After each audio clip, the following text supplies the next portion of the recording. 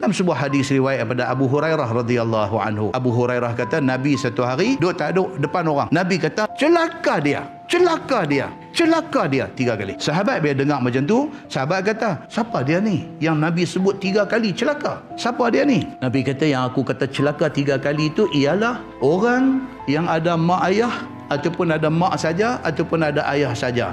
Dan mak ayah ni dua-dua dah tua sangat dah, dua dah depan dia. Tapi malangnya mak pak dua ada ni sepatutnya itu boleh jadi punca dia masuk syurga, tiba-tiba dia tak boleh masuk syurga.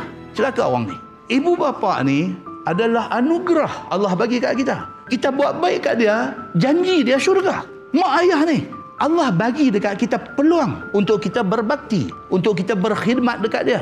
Kalau kita grab peluang tu, janji Allah syurga aja. Allah tak ada janji lain. Dan siapa yang Allah bagi mak dengan ayah duduk ada di depan, tiba-tiba mak dengan ayah ni tidak dimanfaatkan untuk berbakti dan berkhidmat, sehingga terlepas peluang untuk nak dapat syurga. Ini orang celaka, Nabi kata. Raghima anfuh, Nabi kata, celaka dia ni. Arab ni bila dia kata raghima anf, maksudnya sembam hidung pergi ke tanah. Maksud dia celaka. Tak boleh terjemah kata sembam pergi ke hidung. Sembam pergi ke hidung. Kenapa benda? Raghima anf tu satu connotation yang membawa masuk celaka. Nabi ulang 3 kali celaka kepada siapa? Kepada orang yang ada mak ayah tapi tak ambil kesempatan untuk berbakti kepada mak ayah.